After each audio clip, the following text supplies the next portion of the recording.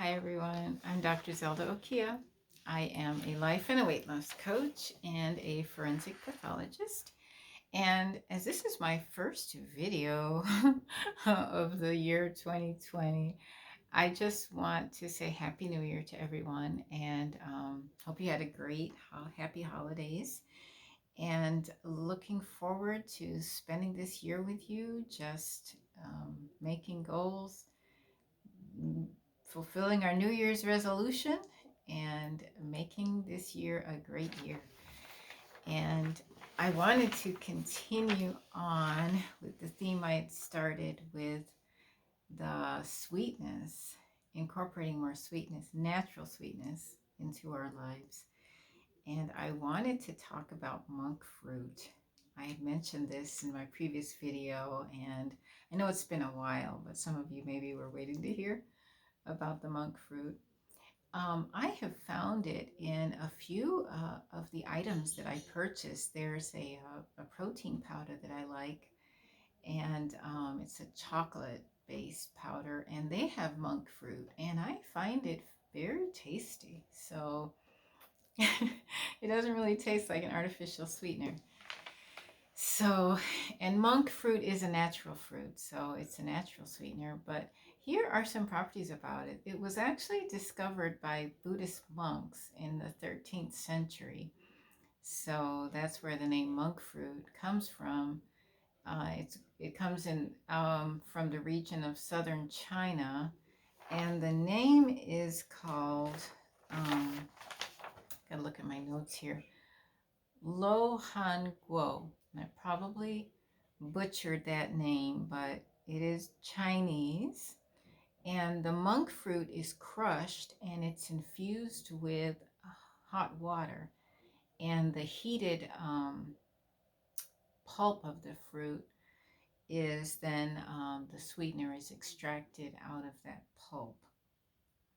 And it's a light brown powder that is around 300 times sweeter than sugar, than table sugar. So you don't need large amounts of this material to sweeten whatever it is that you're ingesting. It's said to taste better than stevia. Like I said, I prefer the taste of this monk fruit, and the powders that I have that I've had where there's monk fruit in there. Um, and It's sometimes it can be mixed with other sweeteners, disaccharide starches. So again, read labels and make sure you know exactly what the ingredients are in whatever substance it is that you're taking. It has 0 calories. It does not raise your glycemic index, and no carbohydrates. So doesn't seem to be anything negative. It is a newer sweetener, so may not have a lot of research done on it, but so far haven't found anything particularly negative about it. It was used in China for medicinal purposes. They can use it for sore throat, cough, or fever. And it has antioxidant proteins, and to some extent it can lower the blood sugar. So like I said, it seems to be it's a natural fruit, and seems to be no net negatives to taking monk fruit. But again, like I said, it is a newer sweetener, so hopefully they won't find something out later, but it seems to have been around for quite a while. So I wanted to give you a tip too, as we're in the new year and doing our resolutions and wanting to complete our goals for the year, monthly goals, weekly goals, daily goals. One of the tips I want to give you is to start a goal accomplishment group. So just get together a few of your closest friends that are also interested in fulfilling their goals and their purpose for the year, and have at it. You know, meet maybe on a weekly basis. You can Probably meet in person if you live close to each other, or meet over the phone, or even do Skype or Zoom video conferencing calls. There's so many options today. But it's important to just find some accountability buddies, accountability partners to really stay on task, and to help your friends out at the same time. So I notice, when my husband and I go to the gym together, it's always much more fun when we can do that together. And he motivates me, and hopefully I motivate him too. So, so if you can find a buddy or a partner or a coach that will just help to keep you accountable and to really reach your goals this year. And just some of the things I found is Napoleon Hill, who wrote this great book, Think and Grow Rich. If you're not familiar with that book, I would recommend you go out and get a copy. That is a wonderful book just for motivation. And he studied over 16,000 people over the course of 14 years. And he found that 95% of these people that were unsuccessful, or as he called failures, the main reason is that they had no specific goal for their lives. They had no definite sense of purpose. And if you're familiar with the Think and Grow Rich or other works of Napoleon Hill, he always says it starts with definiteness of purpose. In fact, it says you cannot claim that you want to be successful and not know precisely what you want to do. So it's so important to have a purpose. And I believe every living soul has a purpose. We just have to find it. And the first part is just awareness of your purpose, and then setting about to fulfill that.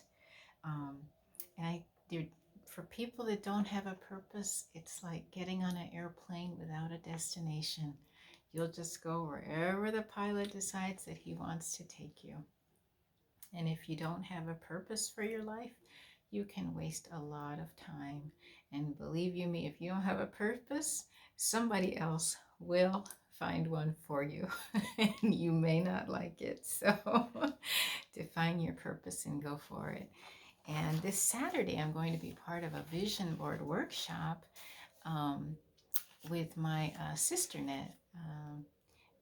Miss Tehana Robinson has a sister net group, and we are going to be getting together and preparing vision boards.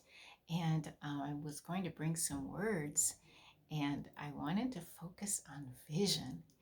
And I was watching this great video by Dr. Miles Monroe. And if you go on YouTube and just type in Dr. Miles Monroe, Myles Monroe, Monroe, he's got a lot of videos on there about vision. And I wrote down a couple of things that really touched me about vision. And the number one thing I wrote is, he said, vision is a preview of your finished future. And it's beautiful. It is gorgeous.